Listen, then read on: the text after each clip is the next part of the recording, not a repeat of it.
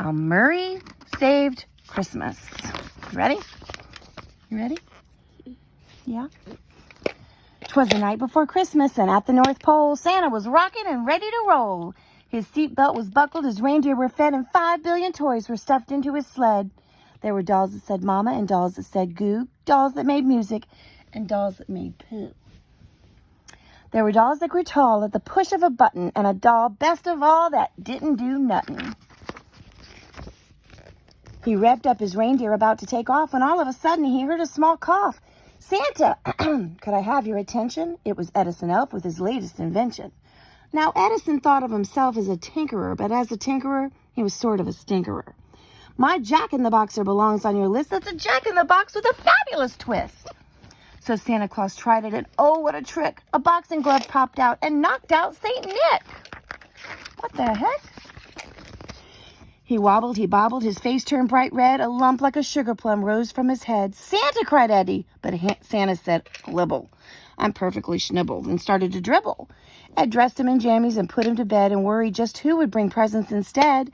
Then a card fluttered down out of Santa's right mitten, and on it in round golden letters was written, for special delivery, call Murray Kleiner, owner of Murray K's Holiday Diner. Now, Santa and all of the holiday bunch would come into Murray's for breakfast or lunch. You might see George Washington eating and drinking on President's Day with Abraham Lincoln. Cupid loved bagels, the groundhog, the chili. The Thanksgiving turkey would stuff himself silly. And how, you might wonder, did Santa get fat? Just thank Murray's chocolate chip cheesecake for that. But lunchtime was past. It was late Christmas Eve. Murray had closed and was ready to leave when Ed parked the sleigh, and he hollered to Murray, I need a delivery, and I'm in a big hurry. Murray said, I can make you whatever you wish, a nice piece of fish or a spinach knish. But who are you, Shorty?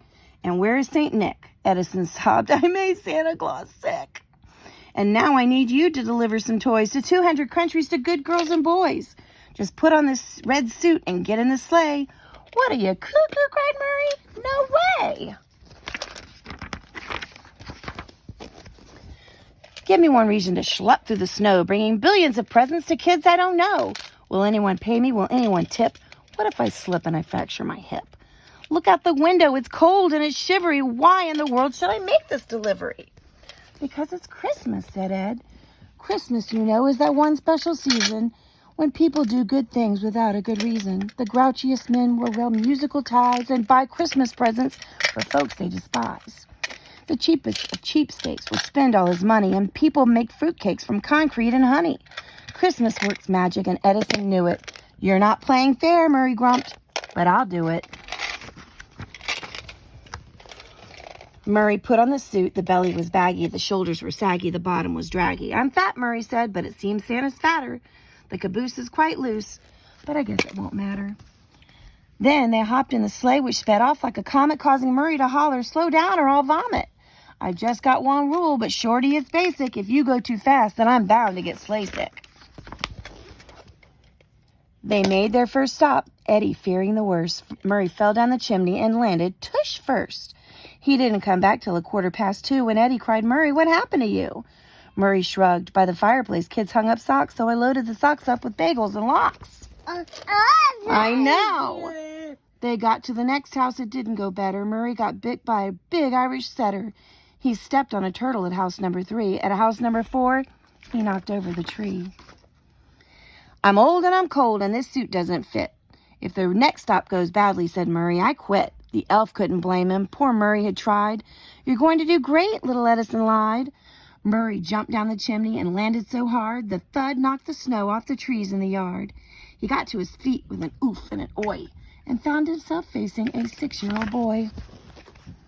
The boy exclaimed Santa, and Murray said, where? Oh, right, you mean me. Yes, I'm Santa, I swear. Get a load of this laugh. Ho, ho, ho, Murray chuckled. But just as he chuckled, the belt came unbuckled, and his pants, which were loose, went down straight past his knees. Murray Kleiner was stitched on his silk BVDs. The boy looked perplexed, so he said, please explain why you and your underpants have different names. Betrayed by his boxers, let down by his pants, Murray knew a good story would be his best chance. So he said, Murray Kleiner's the famous designer. Calvin Klein may be fine, see, but Kleiner is finer. Are you sure you're Santa? You don't have a beard. Your suit is all baggy. You smell kind of weird. I shaved off the beard. Mrs. Claus said it tickles, and I went on a diet, club soda, and pickles. That should explain why I'm beardless and bellyless. The pickles would also account for my smelliness. So there, I've explained. I've made everything clear, and then the boy asked him to name his reindeer. Murray hemmed and he hawed. He did not know this stuff. So he huffed and he puffed and proceeded to bluff. There's Dumbo and Jumbo and Mason and Dixon, Cosmo and Kramer and Richard M. Nixon. Murray looked at him hopefully. How did I do? You're a fake, the boy cried. I guess Santa is too. Murray said, there's a Santa and I've got the proof. They went out to the lawn and looked up at the roof. That's Santa's sleigh sitting there in the snow. There's the toys and the reindeer whose names I don't know. Oh, Santa is real, kid. It's wrestling that's fake. And that's when the boy knew he'd made a mistake. This wasn't just some smelly guy in a suit, but an honest-to-goodness St. Nick substitute. And when the boy smiled, Murray felt a strange tingle. He knew for one night that he could be Kris Kringle. Ho, ho, ho, Murray laughed, and he patted his head. And he fixed him a lean pastrami sandwich with coleslaw and a triple chocolate milkshake and sent him to bed. Then Edison asked if he still felt like quitting. Quitting, cried Murray. You've got to be kidding. Enough of that talk. We've got toys to deliver. We can't sit around like two lumps of chopped liver. From Nome down to Rome and from Oaks to Atlanta, they handed out presents more quickly than Santa. You did a great job, Eddie said, and he smiled. Tonight you brought presents to every good child. Let's not stop, Murray said. We have time. We have toys.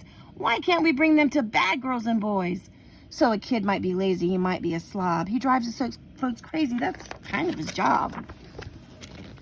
Ed heard what he said, and he couldn't resist. They brought toys to the naughty, a very long list. A toboggan for Ogden, who played sick from school and drove his dad's Pontiac into the pool. For Brooke, a good book, since she broke the TV, the VCR, PC, and every CD.